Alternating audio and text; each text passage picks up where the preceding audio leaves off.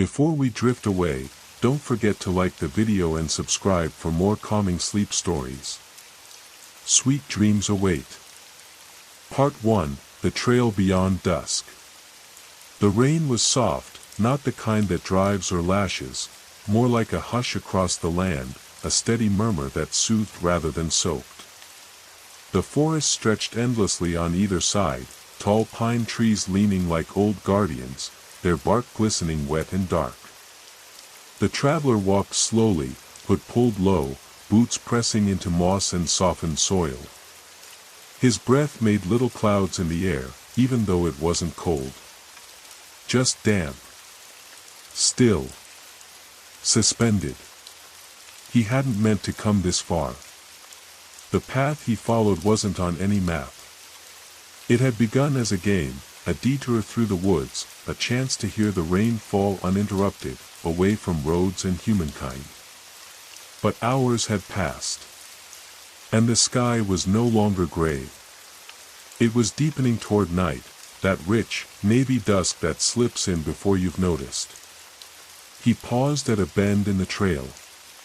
To the right, a break in the trees revealed a sloped clearing of ferns and slick boulders, and beyond that, a narrow stream weaving silver in the dim light. On instinct, or perhaps something else, he stepped off the trail and followed the slope down. And there it was.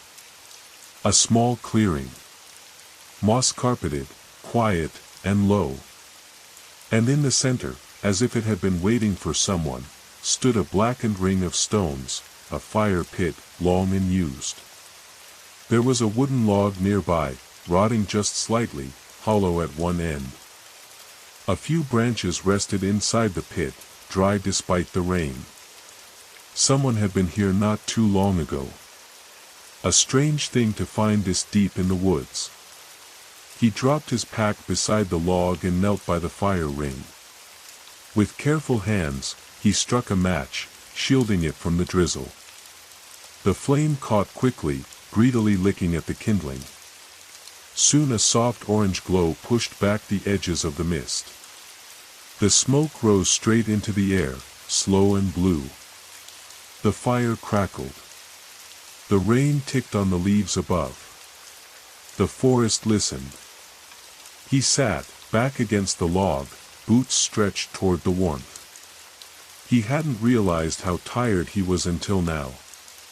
His eyelids lowered. The fire popped gently.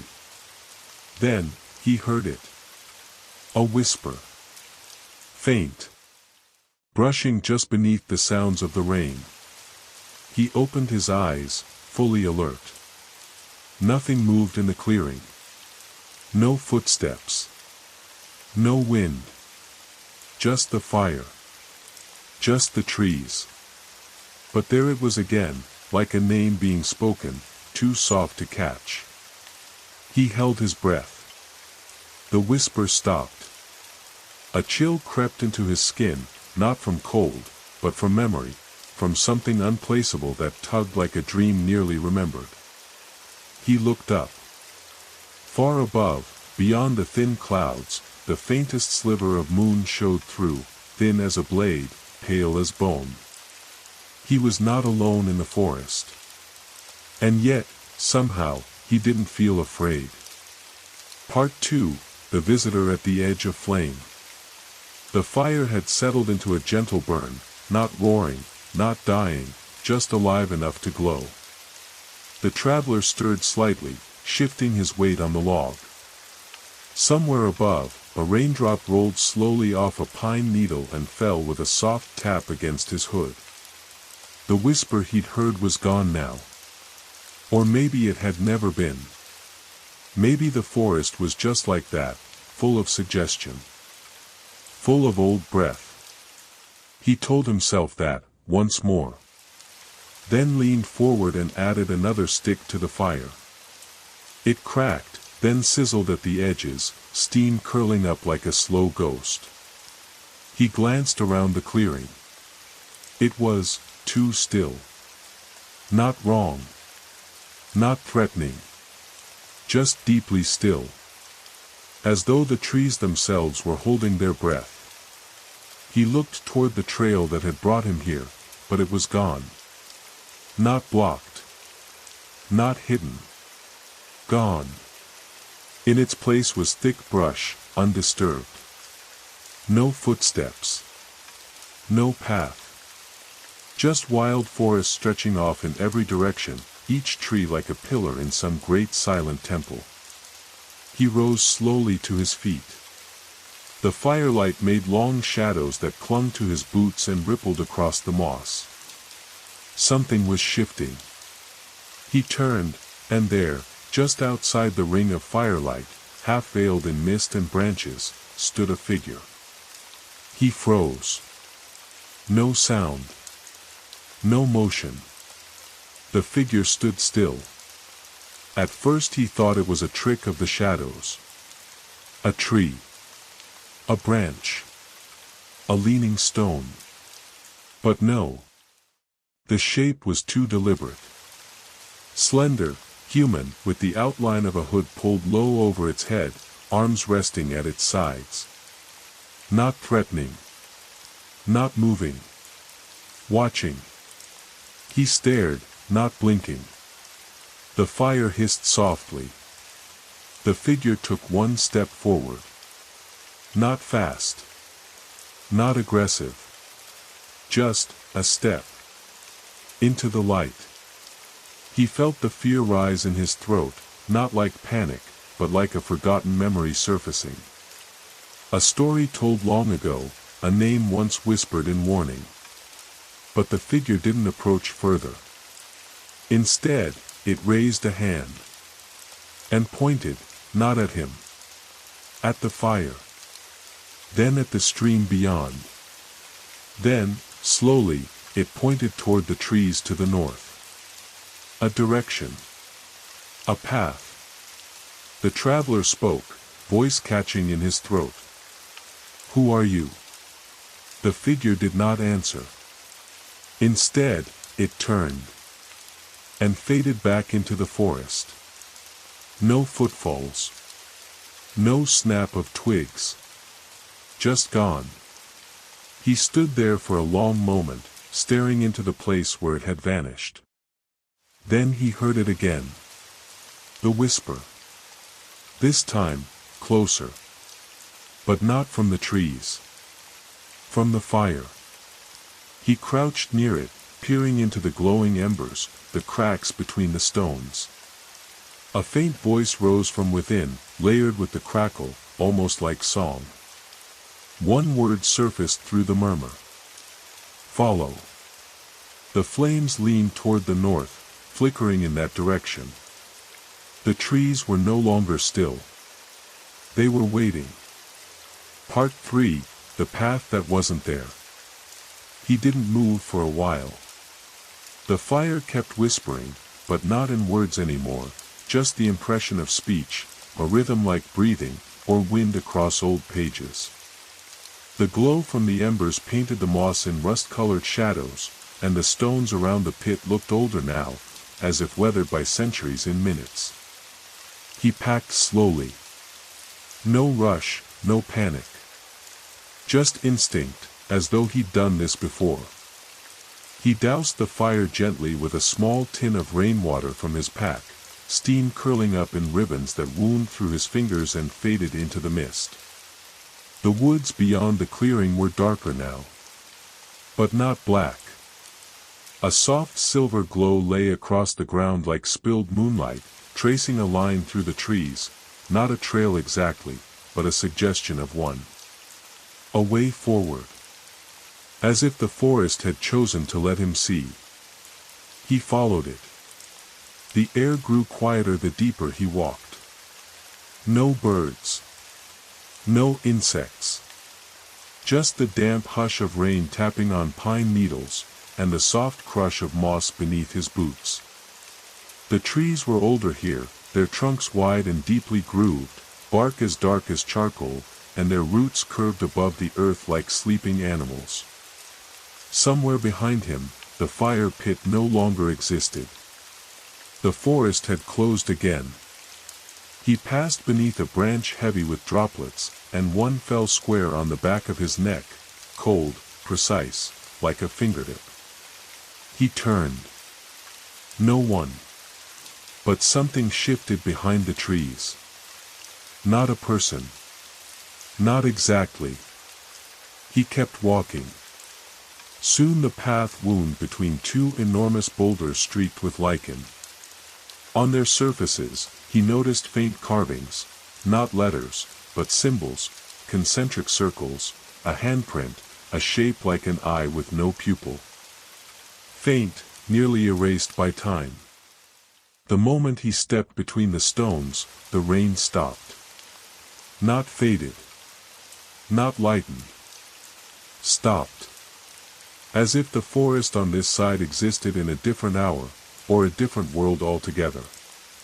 He paused and held out his hand. Nothing touched his palm. Not a drop. Not a breeze. The silence pressed around him like snow.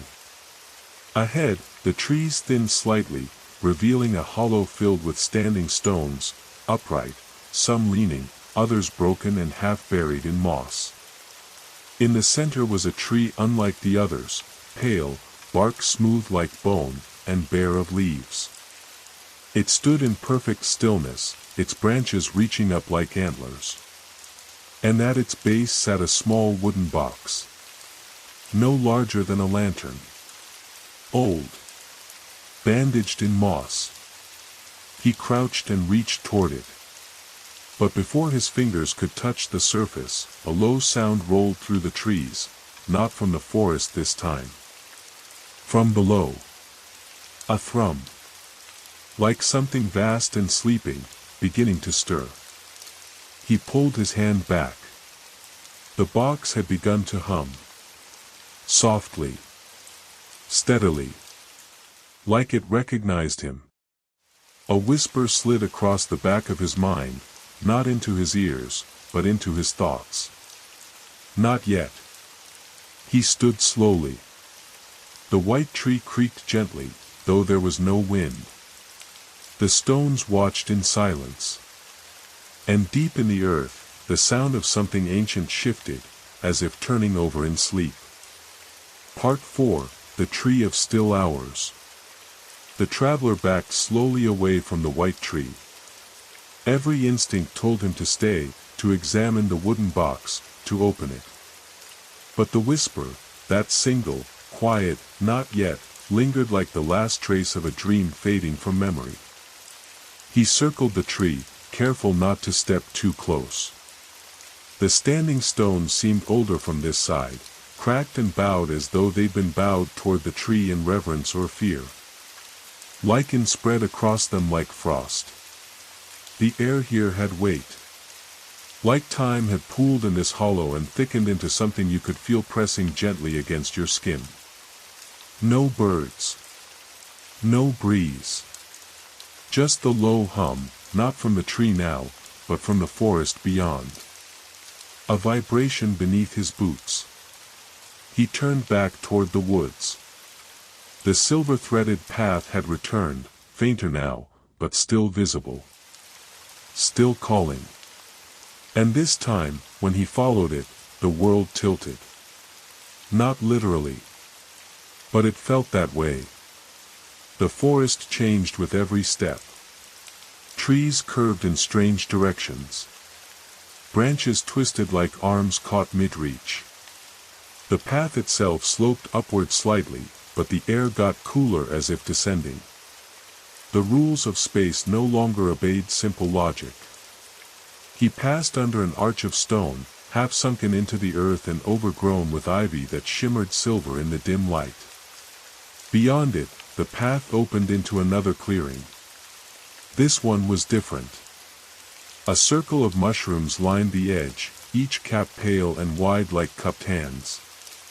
In the center stood an old wooden chair, elegant, tall-backed, its wood grayed with age but still intact. The seat was dry despite the rain that should have soaked it. And sitting in the chair was a coat. No person. Just the coat. Long, dark, and buttoned up, as though its wearer had simply stood up and vanished. He approached carefully. The coat didn't move. He crouched beside it, brushing his fingers along the sleeve. Cold. Heavy. But not wet. It felt preserved, not untouched by time, but held in it. In the breast pocket was something small and hard. He reached in and drew out a metal object, a compass. But its needle didn't point north. It spun in slow, lazy circles, as if the world it belonged to no longer existed. And then, suddenly, it stopped. Pointing to his right. Toward the trees. Toward a darkness just beyond the clearing. He turned. There, barely visible among the trunks, was something new. A door. Not part of a building. Just a door, freestanding, wood dark and gnarled, with a rusted handle and iron hinges. It was slightly ajar. A breath of air moved past him, carrying the scent of pine and something older, deeper, stone, and earth, and the echo of forgotten things. The whisper returned. Now. He stepped toward the door.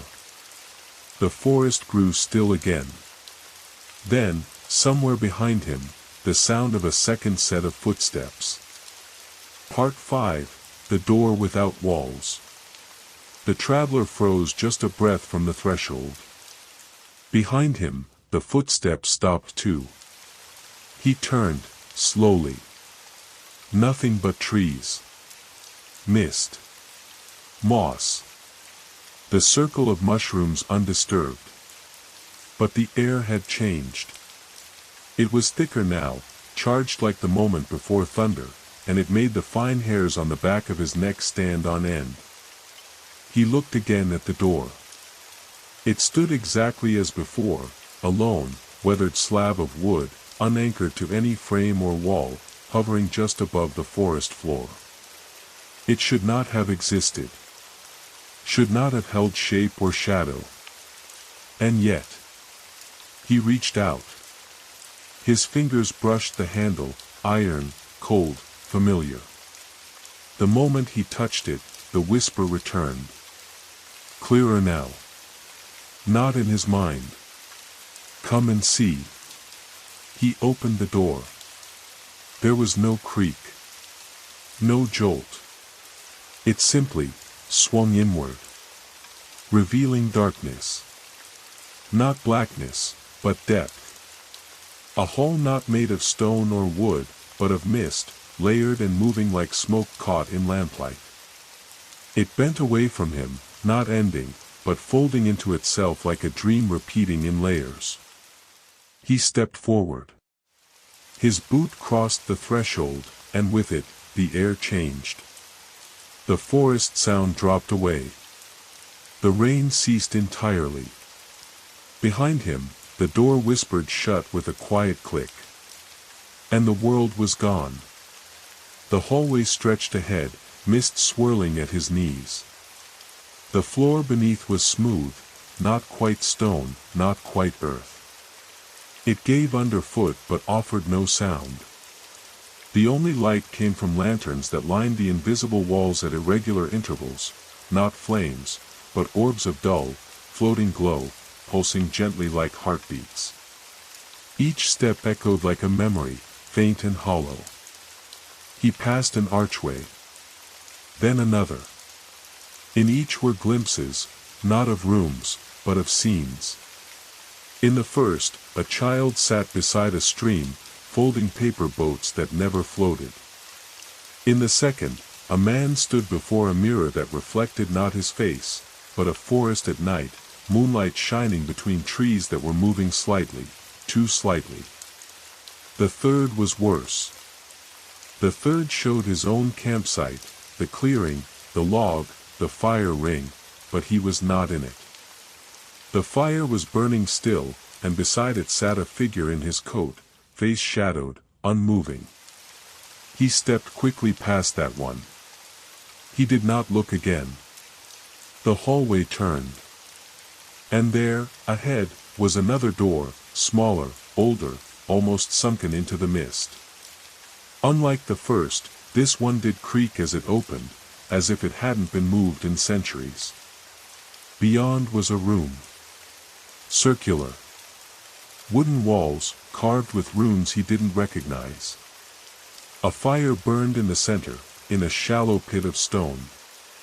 Its light danced across the ceiling, where dozens of tiny bells hung from thin strings, unmoving, even in the rising warmth.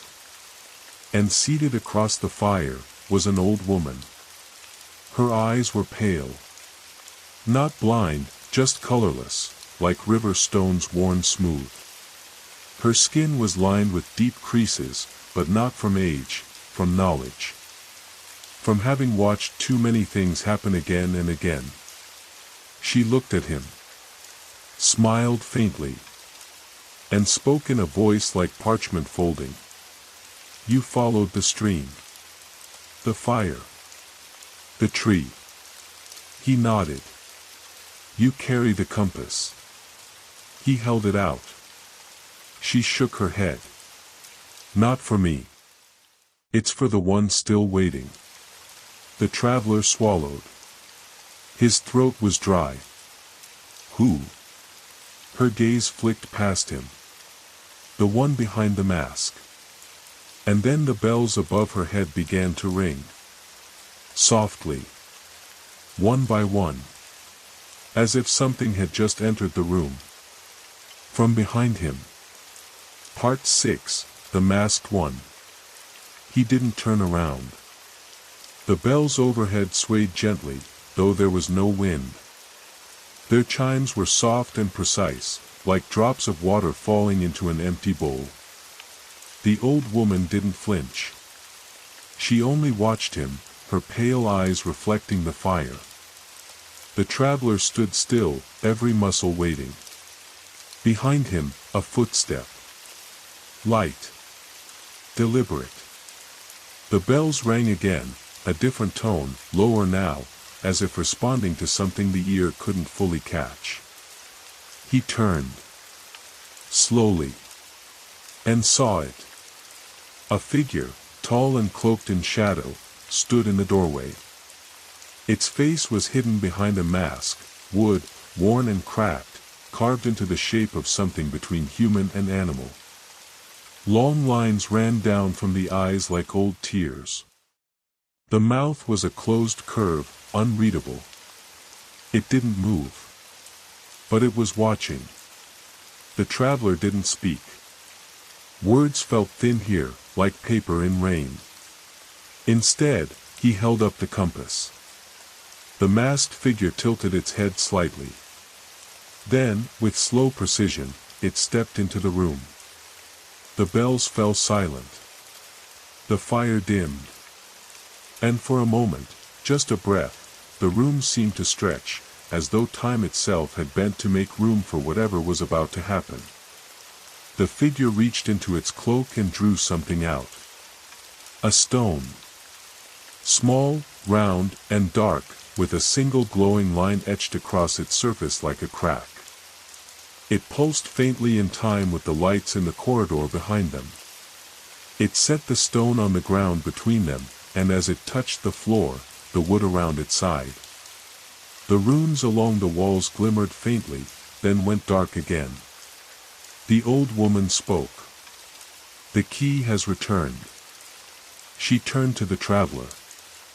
You must take it to the deep tree. Before the third night. He looked down at the stone. It wasn't warm, yet it vibrated with a kind of presence, like it was listening. He whispered, unsure why. What happens on the third night? The masked figure raised a hand. And pointed upward. The bells swayed again. But this time, he realized, they weren't swaying from air or touch. They were responding to something deeper. Something rising. Part 7, Descent into the Hollow. The woman stood slowly. Her movement was slow, like a tree bending in a quiet wind. She circled the fire, her steps silent on the wooden floor. As she passed the masked one, she nodded, not in greeting, not in fear. In respect. She took a candle from a small alcove in the wall, the only flame not affected by the masked one's presence. Its light was blue. She held it out to the traveler. "This will guide you down." "Down where?" She did not answer. Instead, she walked to the far side of the room, and placed her hand against a wooden panel that he hadn't noticed before. It slid open. Behind it, a staircase. Steep. Carved into black stone. From far below, he could hear water. And something older than water. The masked figure moved beside him, silent as a shadow, and extended a long arm toward the stairs.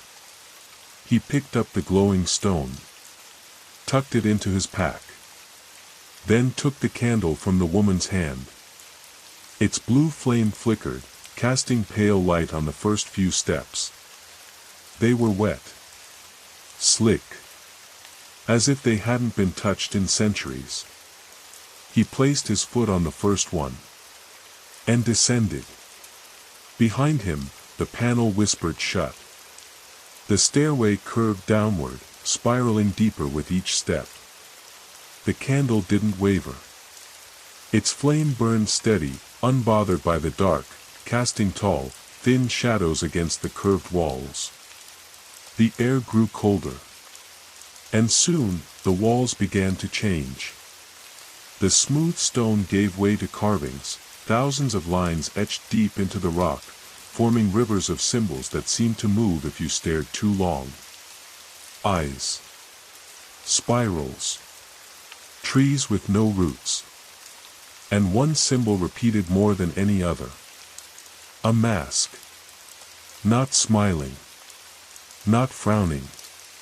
Watching. He kept walking. Minutes passed. Or hours. Then, just ahead, he saw it. The end of the stair. And the beginning of something else. Part 8, The Place Beneath the Roots. The stair ended in a wide stone platform. The air was thick and quiet, not silent, but held, like the breath before a question is answered. His candle's blue flame shivered once, then returned to stillness. Before him stretched a vast cavern. Its walls were rough and slick with moisture, lit only by soft phosphorescent moss in cracks and veins, pulsing faintly with hues of green and silver. Thin roots hung from the ceiling in long threads, some still dripping with rain that had filtered down from far, far above. But the most striking thing was what stood in the center of it all. A tree. Impossible in size. Its bark was black as ash, but alive with shifting color, faint, like oil on water. Its roots spread across the cavern floor in massive, knotted ribbons, some as wide as roads. They twisted through stone like veins in marble, curling around the room's edge and vanishing into the dark. The tree pulsed. Not visibly, but he felt it. A steady beat, deep in his chest, like a slow drum. Like a second heart. This, he knew without being told, was the deep tree. The one the old woman had named. The one the masked figure had pointed toward. He approached it slowly, boots echoing softly against the stone. As he neared, he saw a hollow at the base of the trunk, an opening shaped like a door, rimmed in bark and thick with hanging moss. Inside, just visible in the candlelight, lay stone steps leading down. Further down. His chest tightened. He looked back. The stair behind him had disappeared. The passage he'd come from was now only smooth wall. No way but forward. He stepped into the hollow. The air changed instantly. Warmer. But filled with the scent of wet soil, ancient wood, and something faintly metallic, like iron in water. The roots of the deep tree curved around him as he descended the second staircase, narrower now, the ceiling closer. The candle's flame remained steady. He passed under arches of knotted wood. Symbols etched into the roots now, not carved, but grown. Spirals, eyes, trees, and the mask again. Always the mask. Then, ahead, he saw it. A chamber. Round. Silent. Lit only by a shallow pool in the center, reflecting nothing. No walls. No ceiling. Just the pool. He stepped close. And saw something inside it. A face. His. But older. And behind it, the faint outline of the masked figure, standing just behind him. He turned, heart thudding. But the chamber was empty. Just roots. Just water. Just silence. Then a ripple passed through the pool. And a voice, quiet, everywhere, like mist and language, spoke 3 words. It remembers you. Part 9, The Memory in the Water. The voice echoed not through the air, but through him. It bypassed sound entirely, slipping straight into thought like rain soaking into cloth. It remembers you. The traveler knelt by the pool. Its surface had gone still again, like black glass stretched across the stone. His reflection was unchanged, but wrong in a quiet way. It blinked when he didn't. It breathed slightly differently, as if remembering how lungs were supposed to move. He leaned closer. A ripple passed beneath the surface, not water this time, but light, curling like smoke under ice. Then, just beneath the reflection, he saw something else. A memory. Not his. Not yet. It rose like a dream unfolding. Rain. Falling harder than it had in days. The trees bent beneath it. A boy, younger than the traveler had ever been, ran through a forest lit only by lightning. He clutched something to his chest, a pouch. Leather. Stained with age and something darker. Behind him, voices shouted. Not names, not words. Just calls, like animals pretending to be people. He stumbled. Fell. The pouch burst open. And inside it, the stone. The one the traveler now carried. It rolled across the earth and came to rest against a root. The boy cried out. Crawled toward it. But the root moved. It recoiled. And the tree opened. A slit in the bark, like a wound. The stone was swallowed. And the boy. He was forgotten. The vision faded. The pool was still again. The traveler sat back, breathing hard. The candle flickered for the first time, bending low in its socket. The stone in his pack felt heavier now. Not colder, denser. Like it had taken something from the memory and held it. He stood. There was no door in this room. No path onward. But the tree. He turned back toward the curving roots, watching how they coiled along the wall, forming strange loops and hollows. And there, barely wide enough for a person, was an opening. Between 2 roots, twisted like fingers, was a tunnel. It pulsed once with a faint glow, like an invitation. Or a warning. The traveler stepped toward it. The blue candle dimmed. The passage beyond was low and close. The roots curved inward like ribs. He had to duck, then crawl. The light faded behind him. Soon, he was moving in complete darkness. Only the faint sound of water above, and the occasional, distant chime of the bells, impossibly far, but still there. And then, a voice. Clear. Familiar. his own. Calling out. Let me out. He stopped. The roots ahead pulsed, once, twice, and then parted just enough to let him through. He emerged into a second chamber. And in the center stood a mirror, framed in roots. And trapped inside it was himself. Paler. Thinner. Staring back, hands pressed against the glass, mouth forming the same words over and over. Let me out. Part 10, The Mirror Room. He stepped closer. The version of himself behind the glass didn't blink, didn't breathe. Just stared, lips moving in perfect silence, repeating the same 3 words. Let me out. It wasn't just a reflection. This thing moved independently. When the traveler tilted his head, it did not. When he stepped left, it remained in place, palms flat against the mirror's surface as if it were trapped in a narrow cell of glass. The traveler raised the candle. The blue light passed over the surface of the mirror, and suddenly the figure behind it moved. Its hands lifted slowly. And it mirrored the flame. Not the traveler. It was watching the candle. Then it looked up. Directly into his eyes. And for the first time, it smiled.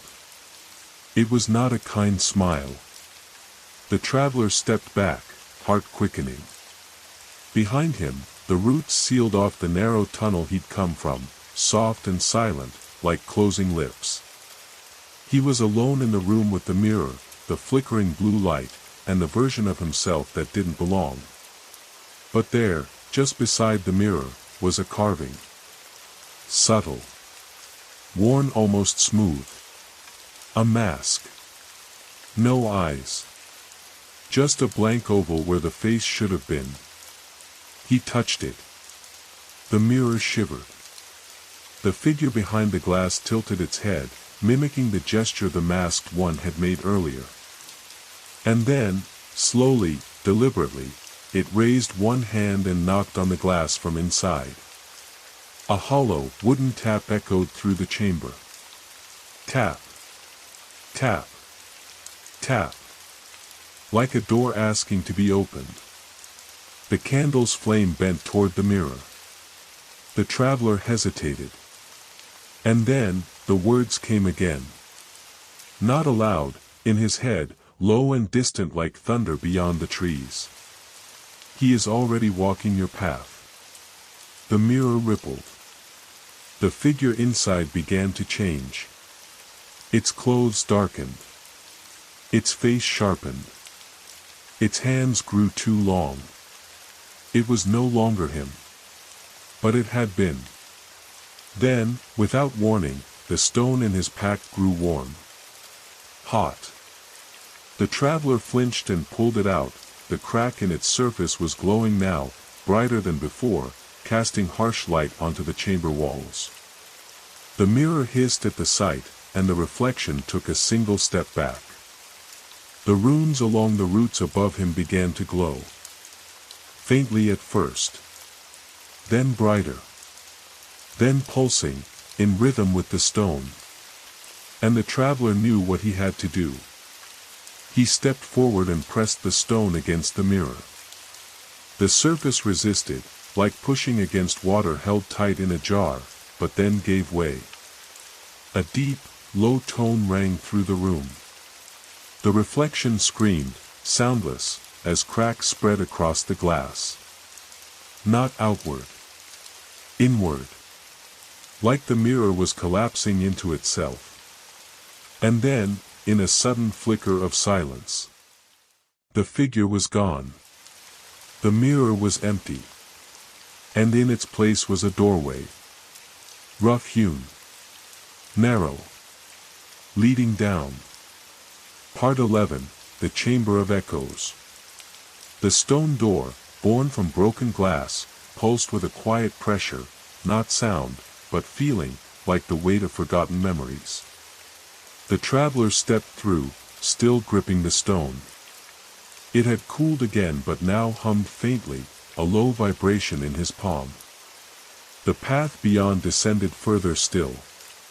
The walls curved like a throat, slick with moisture and dimly lit by veins of that same silver moss. The deeper he went, the quieter the world became, as if even sound had forgotten how to follow him here. Then, faint at first, came the echoes. Not his footsteps, something else. Words. Repeating. Low and distant. Sometimes his name, though he couldn't remember giving it. Sometimes just a phrase, like someone whispering from the edge of a memory. Where were you when the door first opened? He wears your shadow now. 3 nights. Always 3. The words came from the stone. From the walls. From the roots, which now hung like strings from the ceiling, gently swaying though no wind touched them. One root brushed his shoulder. And a voice hissed directly in his ear. You left her. He stopped cold. There was no one beside him. Only the hallway. Only the cold. But the air had changed again, no longer heavy and damp. Now dry. Dry as dust. And ahead, the tunnel opened into a room. Circular, wider than any he'd entered before, with walls that sloped up into a dome above. The center of the room held a basin, shallow, carved from stone, filled with a glimmering silver liquid. Not water. Thicker. Still. Around the room were 12 tall stones, arranged in a circle. On each, a mask carved in relief. No two the same. One smiled. One wept. One screamed silently.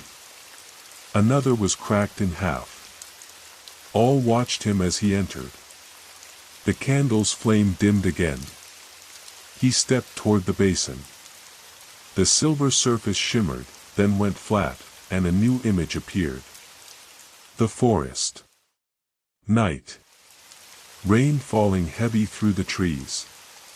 A woman's silhouette, standing before a fire.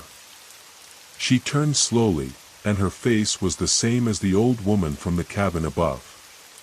Only younger. Her eyes wide. Terrified. She looked up, and whispered, though he could not hear her voice. You must not follow him. Not this time. Behind her, the masked figure appeared. But not silent now.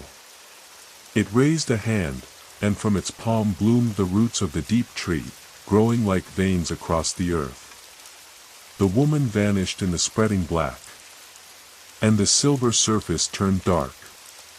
He staggered back from the basin, the echoes rising again. Faster now. Louder. 12 voices. 12 masks. All whispering over one another. Then a sound, not a voice, rose from behind one of the standing stones. A slow scrape. Stone on stone. One of the mask pillars was moving. Turning. Revealing a new opening. And beyond it, flickering torchlight. And breathing. Not his. Not human. Something waited there. Part 12, The Guardian Below. The newly revealed passage breathed warm air onto his face, thick and dry, tinged with the scent of smoke and something metallic beneath. The 12 whispering voices fell silent all at once, as if cut by an unseen blade. Only the faint sound of breathing remained. Deep. Measured. Coming from beyond the stone doorway. The traveler raised the candle again. Its blue flame flickered toward the threshold, unwilling. Then steadied. He stepped through. The floor here was smoother, no longer carved from natural stone, but shaped. Etched. Every step he took passed over ancient symbols scored into the ground in curling lines, like a language written in roots. The corridor narrowed before it opened again, into a high, vaulted chamber. The walls were covered in carvings. A forest, drawn in flowing lines. A tree, massive, with its roots curled around a sleeping figure. A starless sky. And among it all, masks. Dozens. Worn by faceless people, walking in a line that stretched into the trees. At the far end of the room stood a stone platform. And chained to it, unmoving, was a creature unlike anything the traveler had seen. It was tall, though hunched with age or weight. Draped in tattered robes of moss and fabric older than memory. From beneath its hood, a long snout emerged, animal-like, but not of any known beast. It breathed slow, its shoulders rising and falling. Around its neck was a chain, thick and black with rust. At its feet, another basin. Empty. Behind it, a massive door. Carved into it, the deep tree, its branches reaching up and down. The creature raised its head. And spoke. Its voice was low and ragged, like bark cracking in fire. "You bear the stone." The traveler said nothing. The creature nodded once, slow and heavy. "Then you are bound." It reached forward, one clawed hand gesturing to the basin at its feet. "To pass, you must remember." He looked down. The basin remained dry. But the stone in his hand began to pulse again. Brighter. Faster. A thread of red light leaked from its crack and dripped, like blood, into the basin. The moment it touched, the chamber shifted. The walls fell away. And he was standing, elsewhere. Rain. Not real, a memory of rain. The forest was younger now. The trees thinner. And he, the traveler, was running. But he was not alone. A girl ran beside him. Dark hair. A wide smile, even through fear. They clutched hands as they ran, breathless, laughing, fleeing from something unseen. Then the memory shifted again. The girl, alone. The deep tree before her. She held the stone. And she threw it into the hollow. Then turned. And saw him. The traveler. Watching. Frozen. She whispered something he could not hear. And vanished in roots. He was back. The basin full of red light. The creature staring at him. "Now you know," it said. The chain around its neck snapped. Not with sound, with silence. A silence so loud it made his ears ring. The creature stood tall, unshackled now. It stepped aside. And the great door behind it began to open. Blackness beyond. And wind. Cold and vast, like breath from something sleeping far below. The traveler stepped toward it. And the creature whispered once more. "You will not return the same." Part 13, The Roots Beneath the World. The great door opened like the mouth of the earth itself, groaning low, ancient hinges unseen. The air that spilled out was impossibly cold, but dry, as if it had been waiting untouched for centuries. The blue flame of the candle thinned to a hairline wisp, but did not go out. The traveler stepped across the threshold. And the world changed. There was no floor. No tunnel. No sky above. Only roots, massive, curling through blackness, suspended like tendrils in a sea of dark. They moved slowly, breathing in vast cycles, as if the entire space were alive.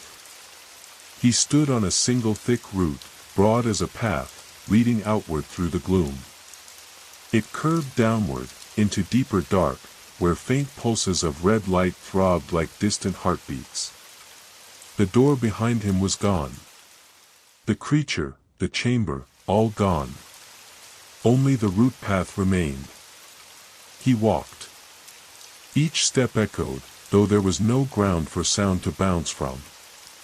He passed beneath arches of vine and bark, saw things moving between them, shapes with too many limbs, eyes like pale leaves, vanishing the moment he tried to focus. The stone pulsed again in his grip. Ahead, the path split. Two roots, diverging. One led deeper, thicker, coiled in shadow and echo, marked with carvings of flame and teeth. The other curved upward, thinner, lit by a faint green glow that shimmered like distant fireflies. The traveler paused. Something shifted behind him. He turned, and saw the mirror version again. Standing on the same path he had walked. No longer trapped. Its eyes glowed faintly white. Its face was not his anymore, sharper, hollower, stretched like it had been remade from memory gone wrong. It pointed toward the downward path. Then vanished, absorbed into the bark of the roots. A whisper followed. Only by going deeper can you climb out.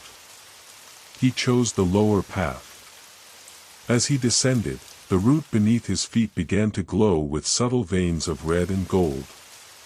Symbols emerged along its surface, old runes, each pulsing in turn as he passed them.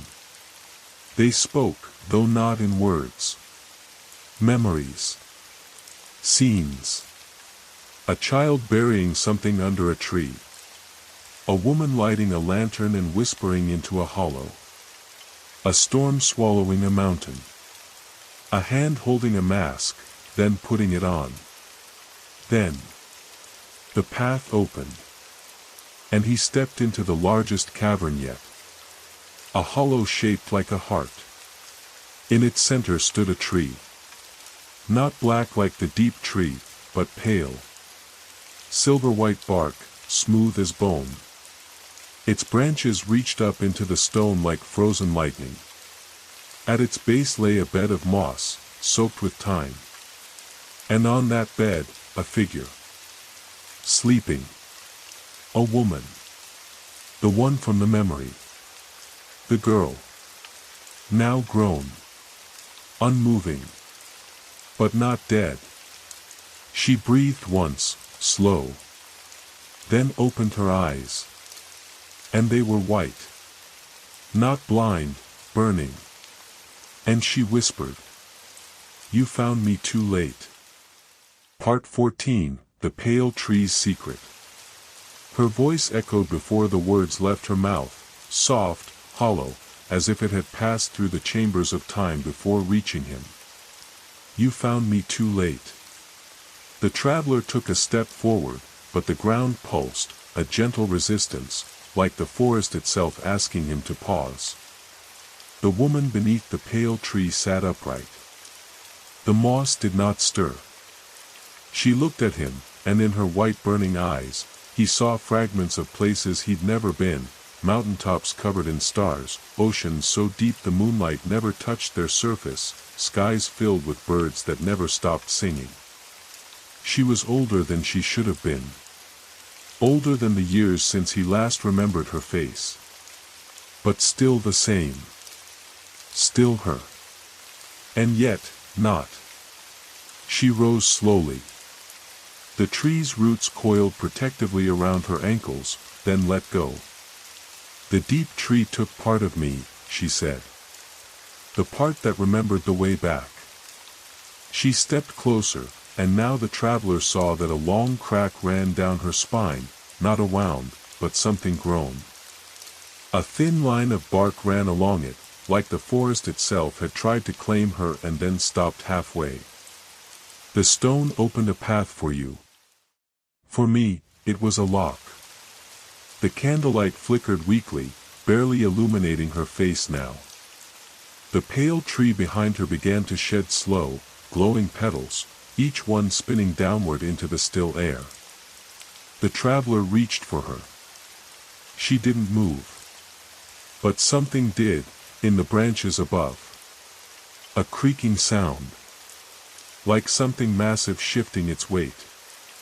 Then, from the dark canopy of the cavern, a mask descended. Not worn. Alive. Suspended in air, turning slowly, it looked not with eyes, but with presence, as though it saw everything not through vision but memory. The woman whispered. "It followed you." The mask lowered, and as it drew closer, the tree behind her withered slightly, not in decay, but in withdrawal. As if even it feared what was approaching. The mask had no strings, no face behind it. It hovered. Waited. And then spoke, its voice a blend of the travelers and 100 others. "You opened what was meant to stay buried." The woman turned to face it. He didn't know. He followed what was left of me. The mask's voice grew cold. Then he must carry what was taken from you. The woman stepped back, toward the tree, and held out her hand. In it, a second stone. Smooth. Pale green. Cracked down the center. The twin of his own. She placed it in his palm. The two stones pulsed together. Then, roots surged from the cavern walls, fast and endless, twisting toward him like veins filled with light. The mask split. Not broken. Opening. From within it came a hollow wind and a single final word. Bind. The roots struck. But not to harm. They wrapped the traveler, gentle but firm, around his arms, his chest, his head. Everything went dark. And in that darkness, a forest bloomed. Not outside. Inside. Part 15, The Forest Within. There was no ground beneath him. No sky above. Only the vast, soundless forest growing through his mind. Branches of thought. Roots of memory. Leaves of breath and dream. The traveler did not fall, he floated, drifting weightless between trunks that pulsed with his heartbeat. Every tree bore something familiar, a scent, a sound, a flicker of someone he had forgotten. A child's laughter echoing in the boughs. The click of firewood splitting. The hush of rain on canvas. He moved through it all, not with his body, but with awareness. The forest within showed him everything. How he came to the deep tree once before. How he turned back. How he left her behind, long ago, before either of them knew the price. And how the forest remembered. In the center of this inner wood, there stood a tree unlike the others. Twisted, ash-white bark like bone, limbs curled like fingers in sleep. At its base sat a chair of woven roots. And in that chair, himself. Not the reflection. Not the mask. But a version of him that never left the forest. Eyes closed. Still breathing. Waiting. This other self opened its eyes. And the forest stopped.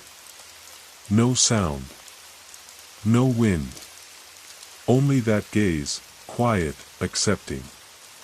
It raised a hand, palm open. The traveler understood. This was the moment. The binding. The traveler stepped closer, and when their palms met, the world did not explode. It bloomed. Light poured from their joined hands, rushing through every branch and root. The memory trees shook their leaves. Rain fell, soft and silvery, not from sky, but from inside. And the mask, the one that had descended in the chamber, hovered above it all, spinning slowly, watching. The voice returned. Not outside him now. Within. The path has been taken. The burden shared. The forest lives in you now. His eyes opened. Real eyes. In the real world. The roots receded. He lay beneath the pale tree once more, though its bark now glowed faintly golden. The woman knelt beside him. She smiled, the first true smile since they'd met. You found your way back. He sat up slowly. Both stones, the green and the red, were gone. But something new had taken their place. In his chest, behind his heartbeat, pulsed the forest. Alive. Awake. And beneath it all, deeper still, he heard the mask whisper. There is still one more door. Part 16, The Last Door. The pale tree stood behind him now, silent but radiant, its glow spreading gently through the cavern like dawn breaking in slow motion. The woman rested her hand on its bark, eyes closed, as if listening to something only she could hear. The traveler stood. The forest inside him pulsed, not with urgency, but direction. He turned. And saw it. The final door. Half hidden by hanging roots, it shimmered faintly, not stone this time, but wood. Old, warped, dark as river-worn bark. A single handle, wrought from silver, shaped like a spiral. He approached. Each step felt like walking through time. Every breath echoed with memories not just his own, but from the forest, the tree, the mask, the mountain, the rain. He reached out. The handle was cool, humming gently beneath his fingers. And when he pulled, the door opened not with a sound, but with a feeling. Release. A long exhale, like the earth breathing out after holding its breath for too many lifetimes. Beyond the door, was night.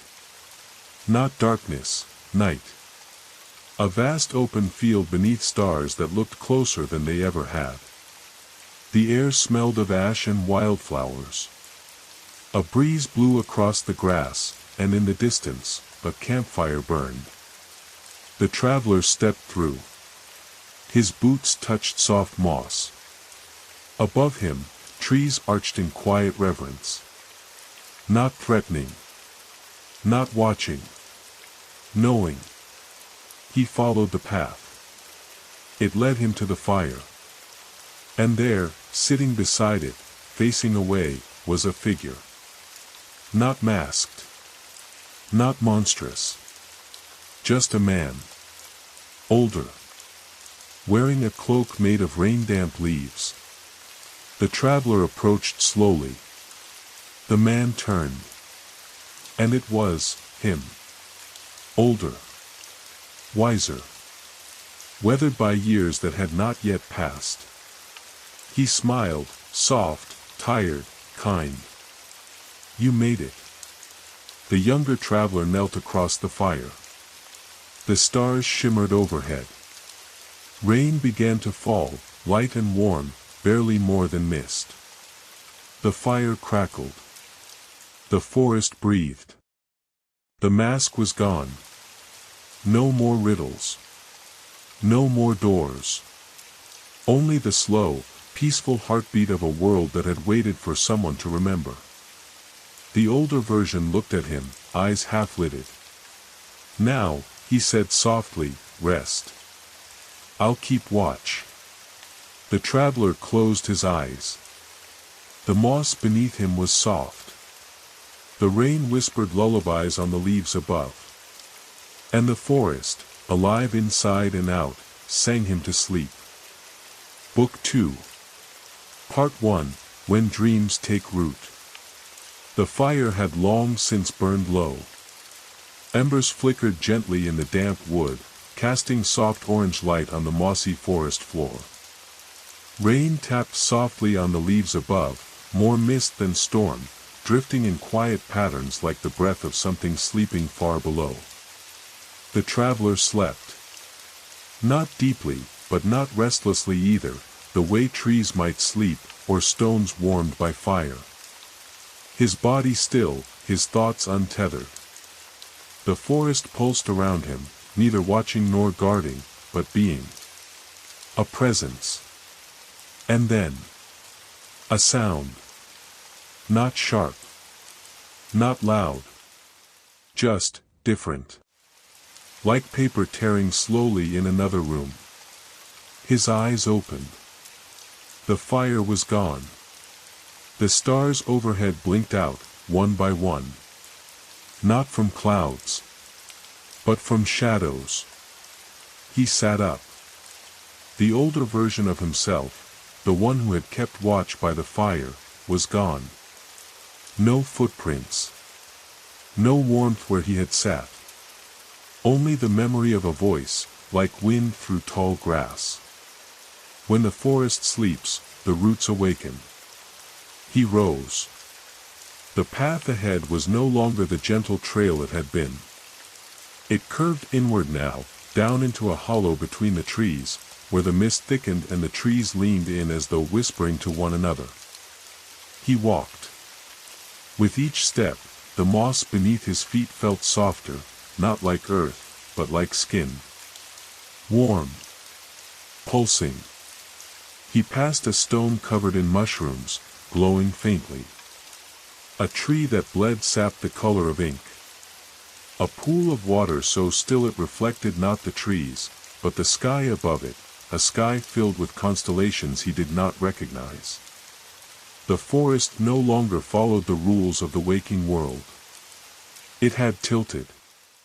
And somewhere deep within it, something had begun to stir. A dream of something older than roots. Older than the deep tree. Older than memory. He walked on. And as he did, the mist behind him sealed the path shut. No turning back. Not this time. Part 2, Beneath the Veil of Rain. The trees grew closer together now, not crowded, but intimate, like old souls leaning in to listen. Their bark shimmered faintly beneath the rain, silver veins pulsing softly just below the surface, as if something ancient flowed within them still. The traveler's steps made no sound. Not muffled, silenced. Even the breath of the forest seemed to hold itself, waiting. The path curved downward, narrowing into a ravine shrouded in hanging moss and webs made of dew. Somewhere in the distance, thunder rumbled, not above, but below, a subterranean growl rolling upward through roots and stone. Then came the whisper. No source. No voice. Just a presence slipping across the edge of thought. You are awake, too soon. The traveler paused. The rain thickened, but only in front of him, falling sideways, like curtains drawn across a stage. He stepped through it. And the world changed again. On the other side, a hollow glade. Wide and circular, surrounded by trees bent in perfect arcs, their tops forming a natural dome. In the center stood a single monolith, tall, jagged, and wet with fresh rain. Symbols glowed across its surface, unfamiliar, but rhythmic, pulsing softly with the beat of the forest. And before it, a creature. It did not face him. It stood still, tall, lean, made of bark and bone, with limbs like branches grown into the shape of a human form. Antlers of woven vine stretched from its head, draped with moss and dangling beads of amber sap. Its voice came not from its mouth, but from the space around it. Do you remember the second name you were given? The traveler said nothing. Not because he didn't know, but because deep down, part of him did.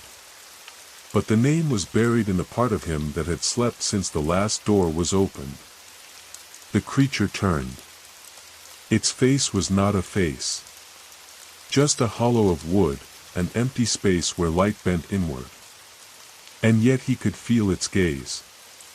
The stone in the center of the glade flickered brighter. The creature stepped aside. Then come. Dream deeper. The traveler stepped forward. His foot touched the base of the monolith, and the symbols surged, not brighter, but warmer.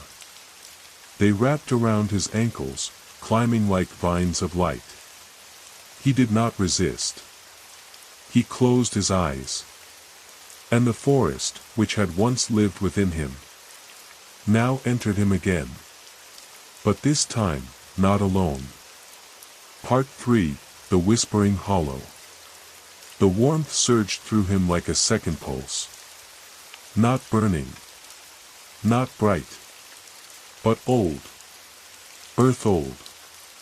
The runes of the monolith coiled around his arms, across his chest, threading through his thoughts like roots seeking water. For a moment, he forgot what his name had once been.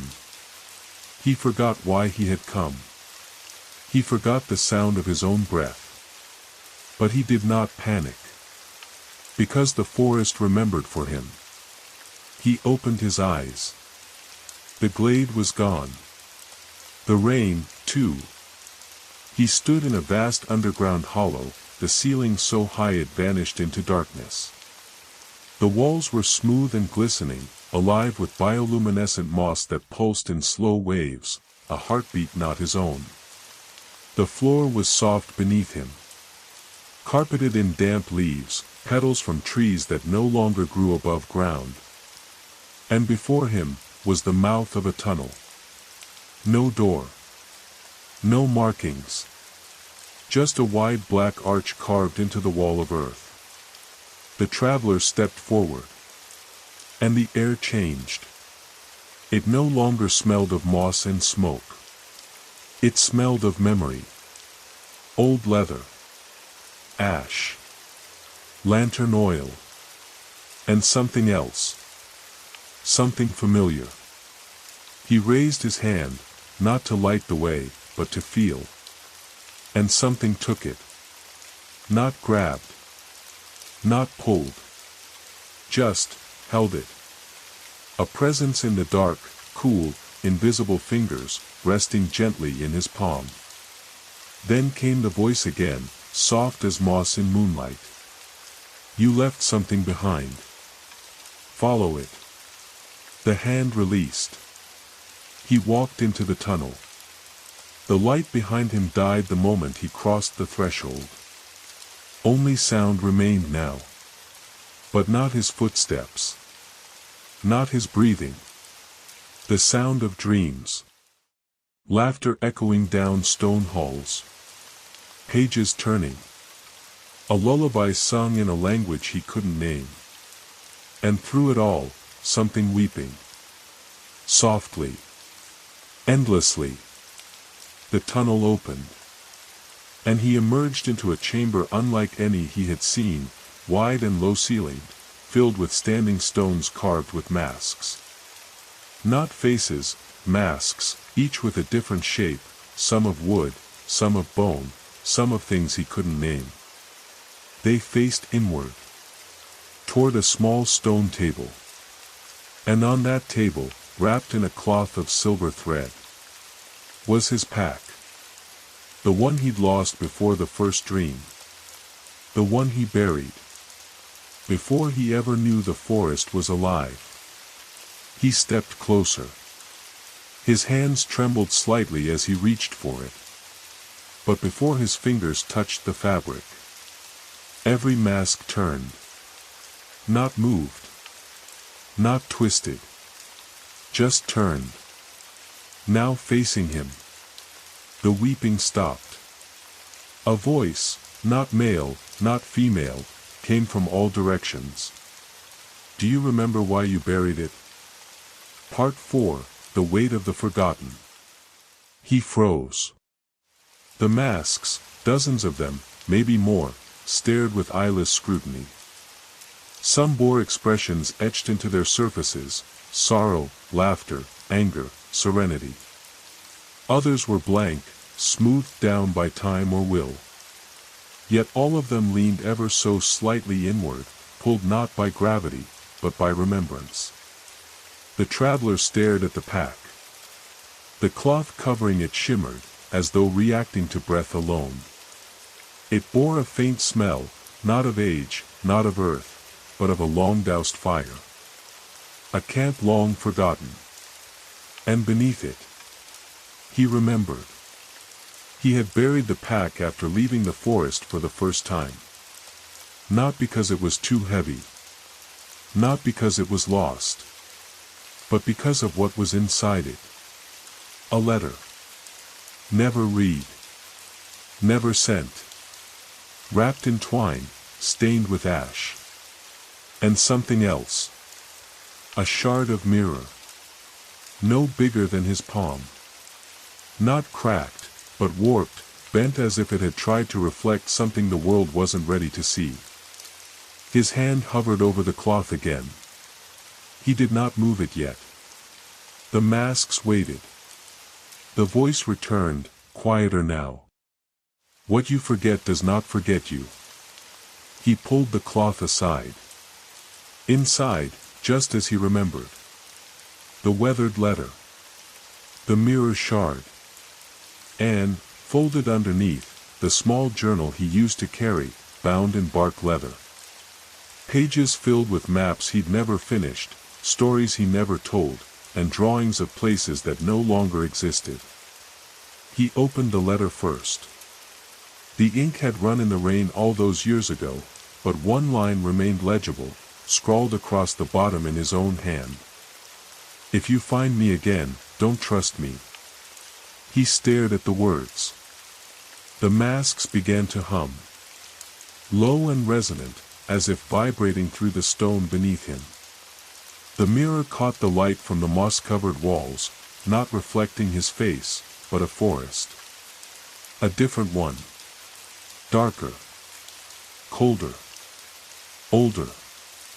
He raised the mirror, and the reflection moved. Not his face, but someone else's. The older version of himself. The one who had sat by the fire. The one who had vanished. But this time, the older self was alone. His cloak torn. His eyes hollow. His back turned. Standing at the edge of a precipice, staring into blackness. And then, he turned. Looked directly at the traveler. You came too far. The mirror cracked. A single line down the center. The chamber rumbled. The masks began to weep, slow drops of water falling from their eyes, pooling at their bases, as if each remembered something too heavy to hold. The voice now came from just behind him. Close. Familiar. If you take it back, the path will change. The traveler looked down at the letter, the mirror, the journal. Then at the silent, watching masks. And finally, at the passage ahead. A doorless archway. Covered in creeping vines, glowing softly blue. Through it, wind whispered, carrying with it a scent like frozen bark and old fire. He placed the mirror shard in his coat. The journal in his satchel. And held the letter in his hand. Then he stepped forward. And the vines unwound for him. Part 5, where the roots remember.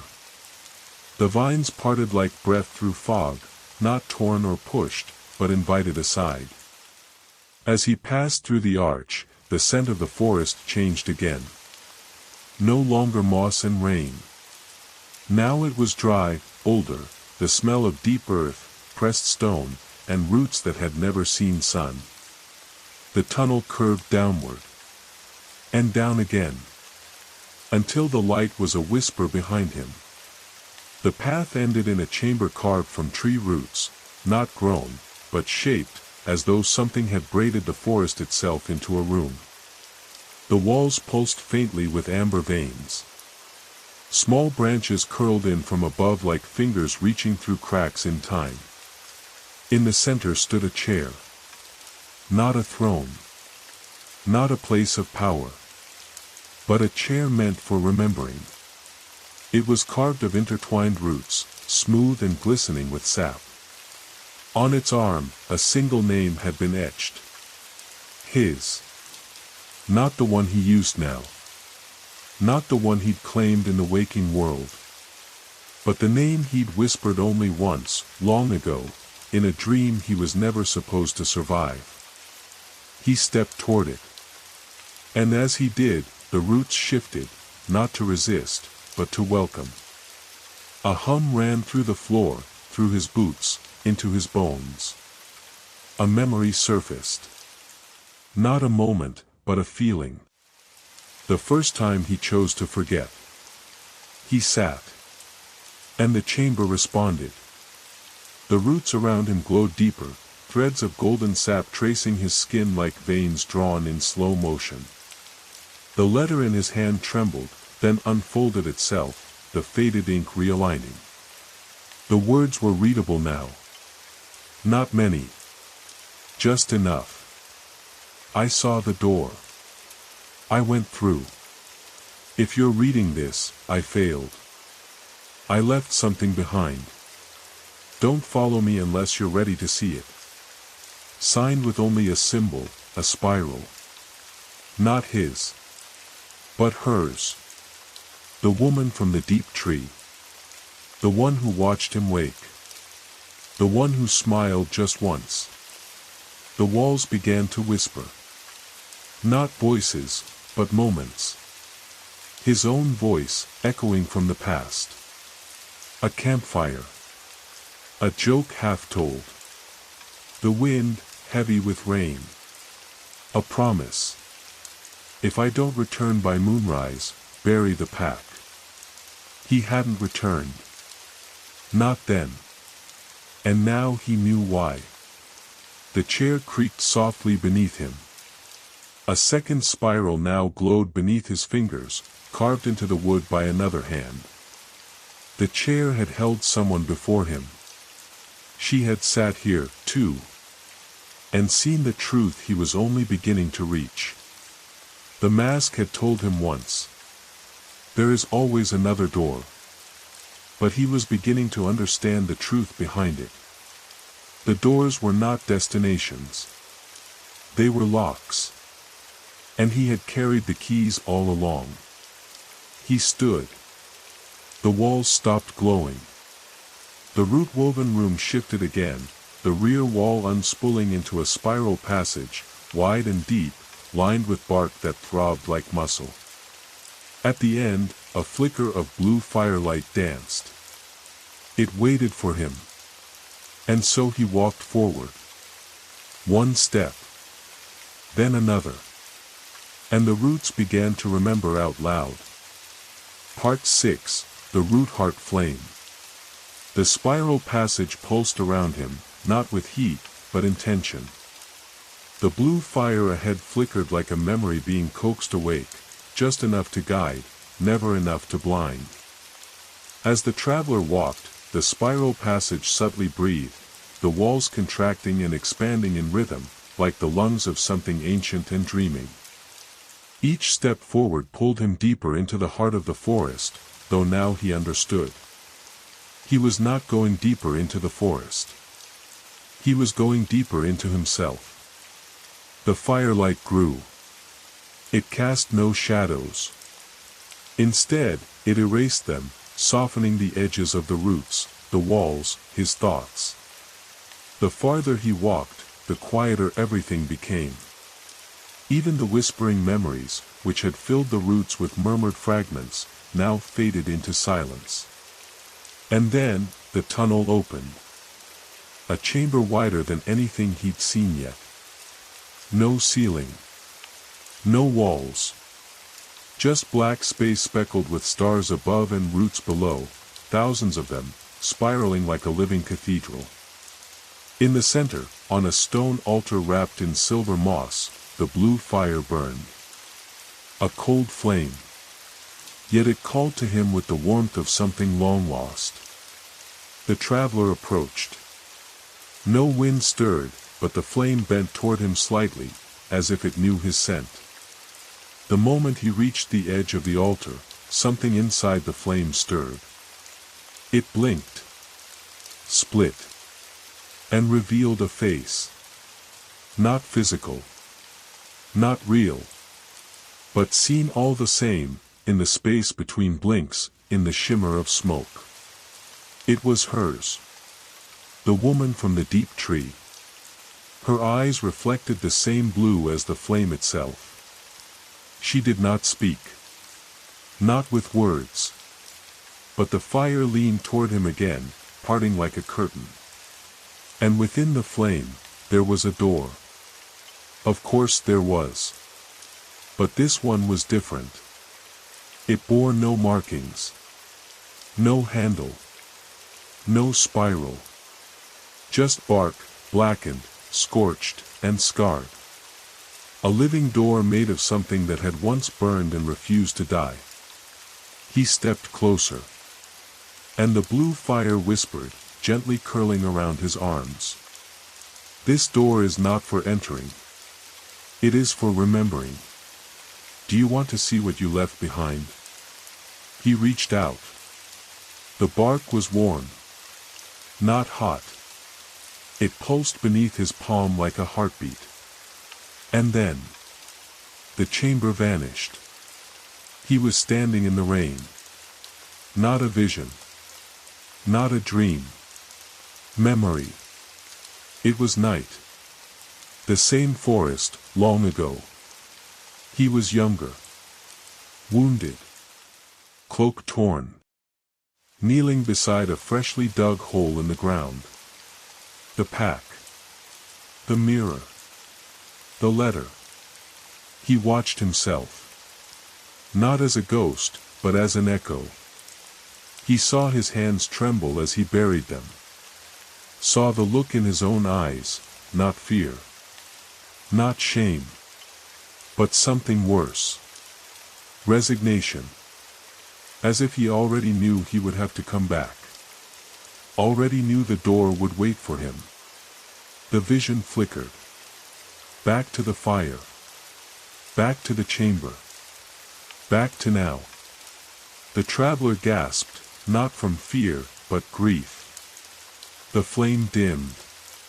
And then pulsed once more. The door within it cracked down the center. Just slightly. A sliver of light shone through, not white. Not golden. Green. The color of new things growing after fire. He heard her voice again, not spoken, but carried on the scent of smoke and pine. You can open it now. But only if you're ready to see what it's guarding. He stepped forward. Placed his hands on either side of the scarred bark. And pulled. Part 7, The Door of Ash and Green. The bark split open with no sound. No crack, no splinter. Just surrender. Like an old wound letting go. From within spilled not fire, not shadow, but light. A green so deep it pulsed with memory. The traveler stepped through. At first, there was only fog. Thick. Pale. Breathing. It clung to him like wet cloth, swirling around his feet and shoulders, curling into his hair. And then, just beyond the mist, he began to hear them. Footsteps. Soft. Bare. Not behind him. Not ahead. All around. The fog parted in slow, deliberate coils. And he was no longer alone. Figures stood in the clearing. Dozens. Silent. Some familiar. Some he had never seen. But each bore a piece of him. A gesture. A look. A shadow of the same thoughts. Versions of himself. Younger. Older. Changed. Broken. And whole. They did not speak. But they watched him as one would watch the tide return. Then, one stepped forward. A child. No older than 7. Cloak too large, dragging in the fog. The child held something in their hands, bundled in cloth, pressed tight to their chest. They looked up at the traveler. His eyes. But without the years. Without the weight. The child spoke in a voice that rang like water across stone. You dropped this when you stopped believing. They extended the bundle to him. He took it gently. Unwrapped it. Inside, a small wooden carving of a tree, half burned, half blooming. He remembered carving it. By firelight. Hands raw from rain. Trying to remember what hope looked like. He had forgotten it even existed. The fog stirred again. A second figure stepped forward. An old man this time. Bent. Tall still, but bowed with time. His beard was like hanging moss, silvered by wind. No eyes, just hollows, filled with flickering stars. His voice was softer. Slower. You buried that hope. But you left something else in the ground, too. He raised a hand. Pointed to the far side of the clearing. There, emerging from the mists, was a shape. A tree. But not just any tree. The deep tree. Twisted. Towering. Its branches scraped the clouds. But its roots. They led back here. To this memory. This chamber. This clearing. To him. The tree pulsed once with green fire. And at its base, another door waited. Round. Wooden. Covered in carvings of leaves that moved ever so slightly when the wind touched them. No spiral this time. Only a question. Will you go deeper still? And the traveler? He already knew the answer. Part 8, Beneath the Deep Tree. The wind gathered behind him. Not strong. Not cold. But with purpose, like something that had been waiting years for him to take this step. He held the small carved tree in one hand, feeling the burned half pulse faintly with heat, and the blooming half thrum softly with life. The roots of the deep tree wound outward like veins in the earth, spiraling into the fog like threads of time. He stepped toward the round door at its base. The carvings on the wood, twisting leaves, curling bark, tiny curled creatures half hidden in the grain, stirred as he approached, as if breathing his presence in. The door did not open on its own. It waited. And so he reached forward, pressing his palm to its center. No lock. No handle. Just skin to bark. And then, a single beat. Not of his own heart, but the trees. And the door breathed open. The chamber beyond was silent. Utterly. No wind. No drip of water. No rustling of branches. Only stillness. He descended. No stairs, just gently sloping earth that curled inward, deeper into the belly of the tree. The walls pulsed faintly with green fire, and as he passed, the bark seemed to turn toward him. Watching. Remembering. We knew you when you were small, it whispered. He reached the bottom. And stood in a hollow unlike any before. A wide, perfect circle of earth, soft and glowing with a strange, bluish lichen that dusted the floor like starlight.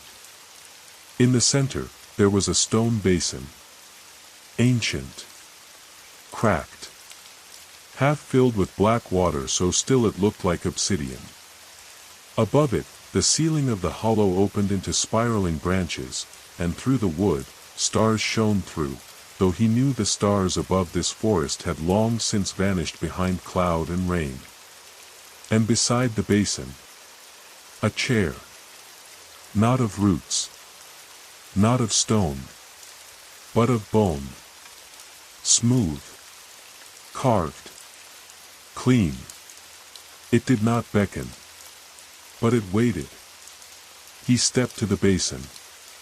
Peered into the water. At first, he saw only darkness. Then shapes. Not reflections, echoes. He saw the woman again, the one who had led him here, though she never truly spoke. Saw her walking these routes long before him. Saw her place a book in the basin. The same journal he carried now. He blinked. Looked down. The journal was still in his satchel. But here it was, already in the water. Waiting. He reached in, and the surface did not ripple. It simply accepted his touch, as if it had always known he would return. He pulled the book free. It was his. But different. The leather was older. The pages were full now, line after line in a language he couldn't read, yet understood all the same. The moment he opened it, the chamber around him whispered. Voices. All his. From every fire he had ever sat beside. From every dream he had left half remembered. From the first door he ever walked through. To the last one he tried to forget. The forest does not take, it returns. You are not the first. You will not be the last. You buried yourself, thinking it would keep you safe. But even buried things grow. He sat in the bone chair. Not because it called to him, but because he was tired of standing at the edge. The journal opened itself. Pages turning to the last entry.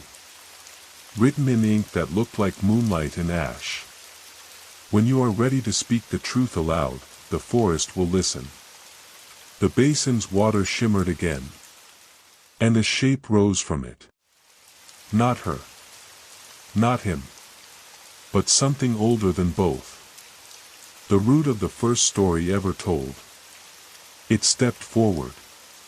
Not walking, growing from the basin, forming limbs of bark and ash, eyes of moss and fire. It spoke with no mouth. Yet the voice rang inside his chest. What truth have you come to tell? And the traveler inhaled. He had been walking a long time. It was time to remember aloud. Part 9, the truth spoken softly.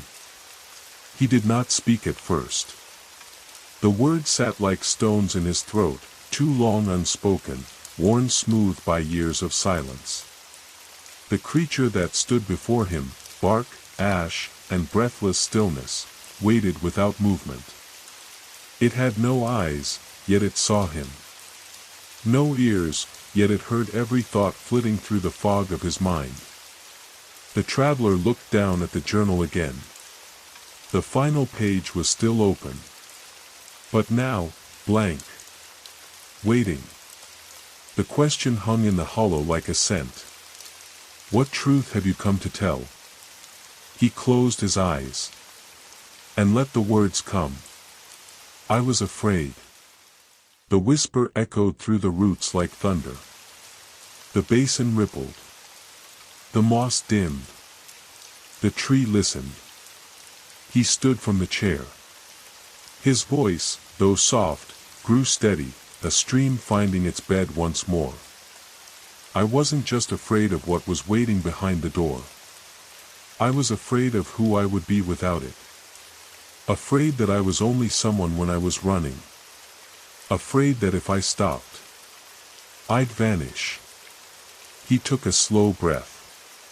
The carved tree in his hand warmed again, the blooming side glowing softly, the charred half cool and steady. So I buried the part of me that hoped. The part that dreamed. And I wore fear like armor. Until even I forgot I had it on. The creature shifted. Its limbs creaked softly, like the groaning of old timbers in a storm. From its chest, a faint green light pulsed. Not threatening, not cold. but steady, like the breath of something waiting to begin again. It spoke without voice. You are not the only one. All who walk the deep forest carry silence with them. But silence is not emptiness. The traveler looked down at his reflection in the basin. He did not see his face. He saw roots, winding deep into the soil. And at the very center, a small light, flickering but alive. The tree around him stirred. The moss bloomed gently in circles. The ceiling of roots creaked open farther. And above, clear sky. No rain. No storm. Just stars. Familiar. Bright. Home. The creature stepped back toward the basin. And from its barked hand, it held out a gift. A small orb of green light, pulsing with quiet memory. He reached out, and it sank into his chest. It did not burn. It did not weigh. It remembered. And it belonged. The journal in his hand turned warm. And a new page formed. On it, in his own hand. The forest did not ask me to be brave. Only to be honest. And then the barked creature bowed. And crumbled. Not as death. But as release. The roots of the chamber unwound. The fog thinned. And a path began to grow before him, lined with pale flowers that opened as he passed, glowing with soft blue flame. The forest was no longer watching him. It was walking with him. He turned toward the light. And began the journey out. Part 10, The Long Path Back. The ground beneath his feet was soft, springy with new moss. The pale blue blossoms that lined the path opened in rhythm with his steps, like tiny lanterns flickering into life. No longer a stranger's path, this was his. The forest no longer loomed. It breathed with him, moved with him. And above, the stars, clearer than he had ever seen them, hung like suspended breath. He walked. Not hurriedly. Not with the weight of before. But with presence. There was no sound save the steady hush of wind through high leaves. And then, faintly, rain. But not the cold, driving storm that once soaked his cloak and turned his bones to stone. This was a soft rain. A forgiving rain. Each droplet that kissed the moss or stone sounded like a tiny footstep following him. Or perhaps leading. He passed old places now softened by time. A crumbled shrine of roots where he once hesitated. A broken bridge now replaced by winding branches. An overgrown signpost bearing symbols that now made sense. He understood what the forest was saying. It no longer whispered in riddles. It simply welcomed him. And then, ahead, he saw it. The fire. Still burning. Still blue. But no longer flickering in solitude. Figures sat around it now. Not strangers. Not ghosts. Others like him. Travelers. Returners. Some with cloaks still soaked. Some with smiles already blooming. Some still silent. But all with the same green spark glowing faintly beneath their ribs. He approached. A space opened for him without words. He sat. And the fire greeted him, not as something to warm against fear, but to remind him. You made it through. A figure beside him turned. The woman. Older than memory. The same one from the mirror of smoke. This time, she spoke aloud. You brought it back with you.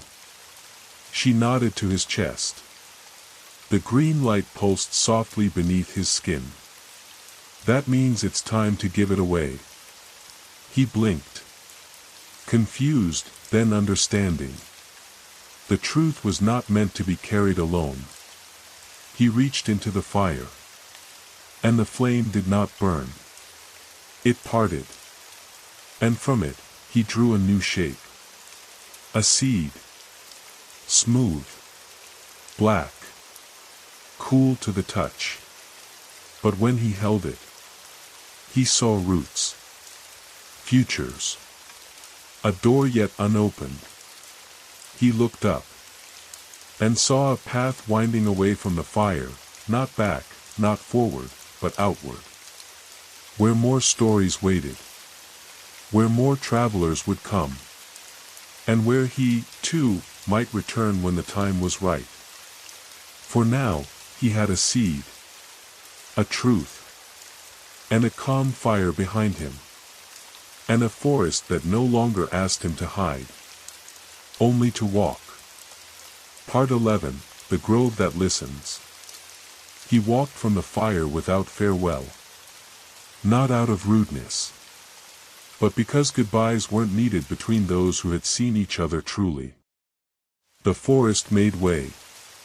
And with every step, the seed in his hand warmed, a steady glow beneath his fingers, like something remembering the sun. The path narrowed. Moss gave way to stone. Stone softened into soil. And the trees changed. These were not the wild, gnarled sentinels of the outer woods. These were tall, slender, silver. Their bark shimmered like moonlight poured over glass. And as he passed, they turned their leaves toward him, not rustling, not swaying. Listening. He had entered the grove that listens. At the center of the grove stood a single tree, older than wind. Its trunk twisted in spirals like it had been braided by time itself.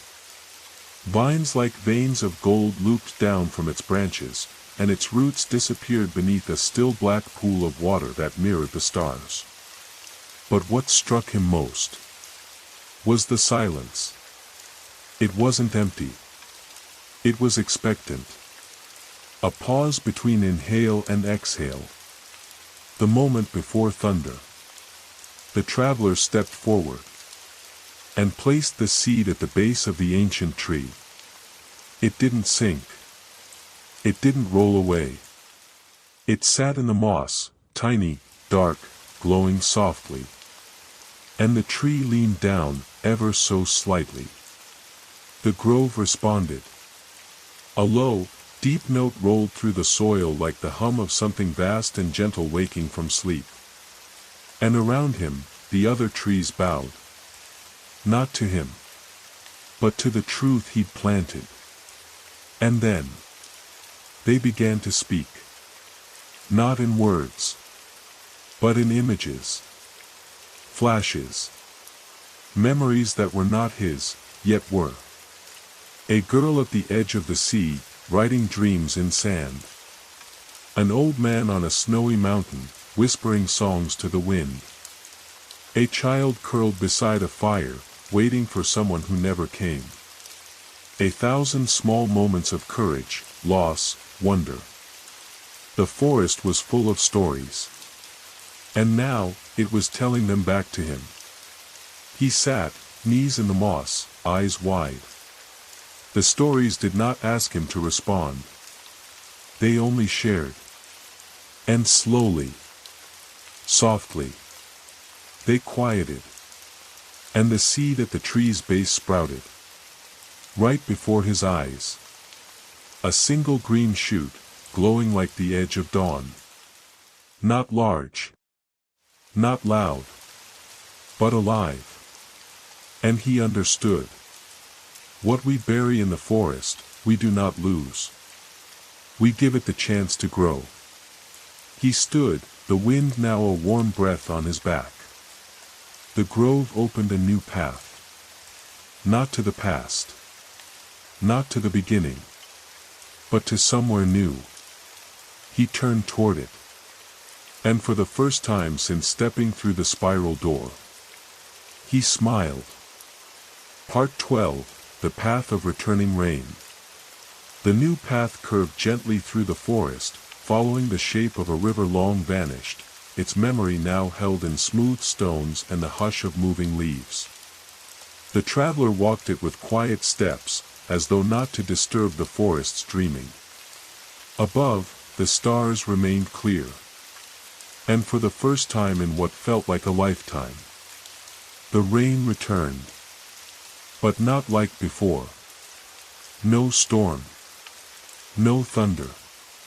Just soft, rhythmic drops, like the forest's way of remembering joy. The rain slid down silver leaves, pattering softly onto moss. And every drop that touched him felt like a welcome, not a warning. Ahead, the path led to an arch of woven branches.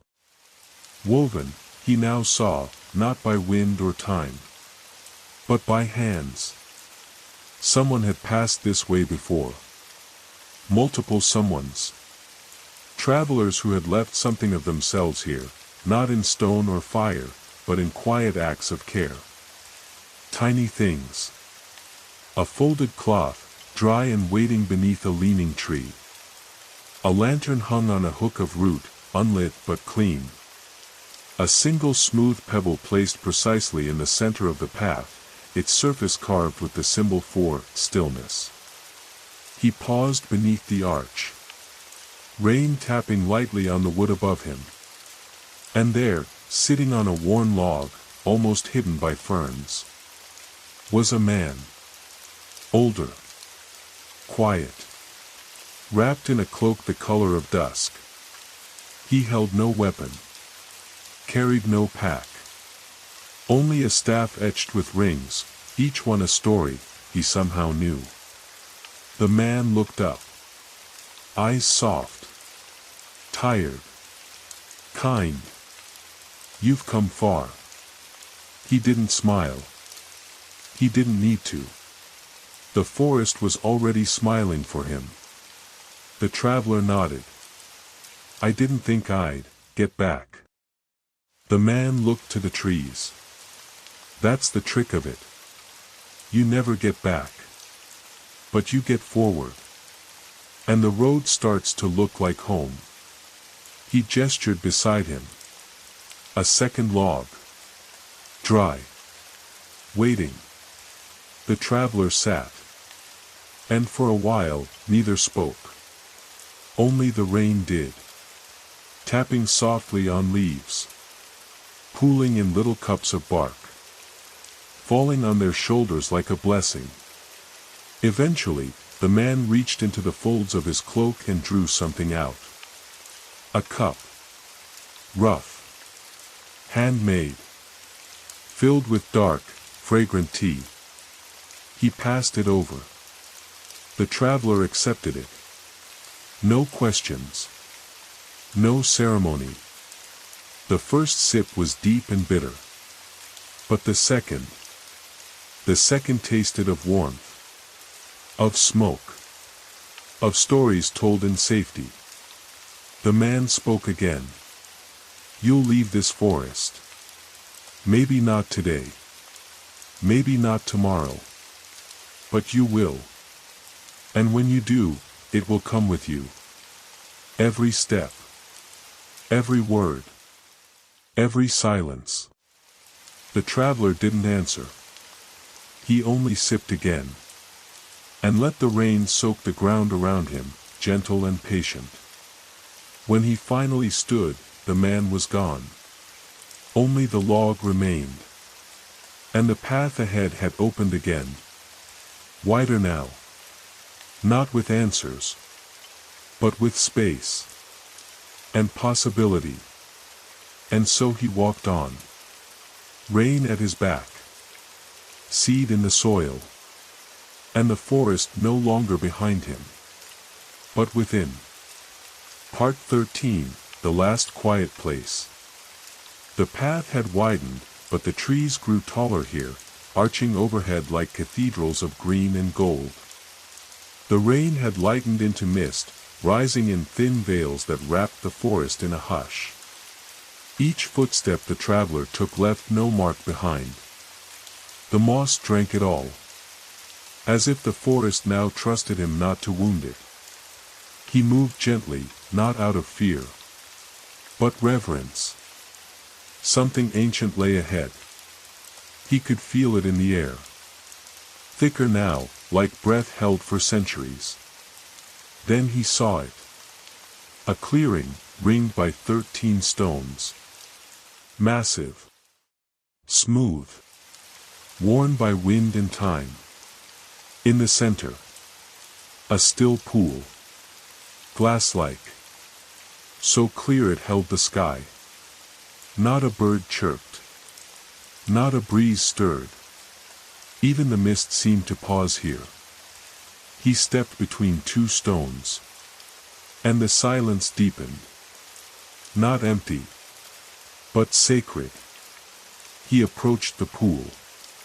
No frogs, no ripples, only reflection. And when he leaned over, he did not see himself. He saw moments. The long walk in the storm, the spiral door, the blue fire, the voice of the tree, the grove that listened. All of it, held in water, held in him. He knelt and touched the surface. It did not part. It welcomed. And from within the water, a soft voice, neither male nor female, neither young nor old, spoke. You have listened. You have remembered. You have walked with silence, and you have returned it with truth. A breeze, at last, stirred the surface. And a single ripple moved outward. At the center, something rose. A mask. Carved of silver bark, smooth as bone, shaped like his face. But gentler. As if carved not from how he looked, but from who he had become. He reached out, took it, held it in his hands, and knew. He was ready. Not to hide, but to carry the forest with him. The stories, the stillness, the soft power of truth spoken in darkness. He stood, slipped the mask into his pack, and when he turned, the path home was waiting. Clear, open, lit by soft lights in the trees. Not to guide him out, but to show him how far he had come. Behind him, the pool calmed. The mask's reflection remained, watching over the clearing, for the next traveler who might come. And ahead, the forest gave one last gift. A single note in the air. A song without words, carried by wind and water and leaf. That said, simply, you may return here, whenever you need to remember who you are. Part 14, The Edge of the Forest. The path out was not straight. It wound between trees that now seemed to lean a little closer, not to stop him, but to say goodbye. Their leaves shimmered faintly in the mist, brushed with the pale silver of memory. Each branch, each twisted root, held echoes of the journey behind him. The fire, the basin, the seed. He walked slowly now, not from exhaustion, but because he could. He no longer feared the dark, the quiet, the unknown. He understood them. As he moved, he began to notice something strange. The air ahead of him shimmered, not like heat, but like memory. And through it, just beyond a thin veil of rain and light, he saw the outside world. The cabin, its chimney letting out a thin twist of smoke. The familiar crooked stone steps leading to the river. A trail of footprints in the earth. His. He paused just before the veil. One last breath of the forest. Its scent. Damp moss. Cool bark. And something sweeter now, like wildflowers after rain. He turned, just once. And what he saw behind him made him stop. The forest was not shrinking into darkness. It was glowing. Each tree carried light.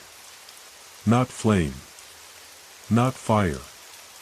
But the soft, quiet radiance of truth kept and shared. He realized then. The forest had changed. Because he had.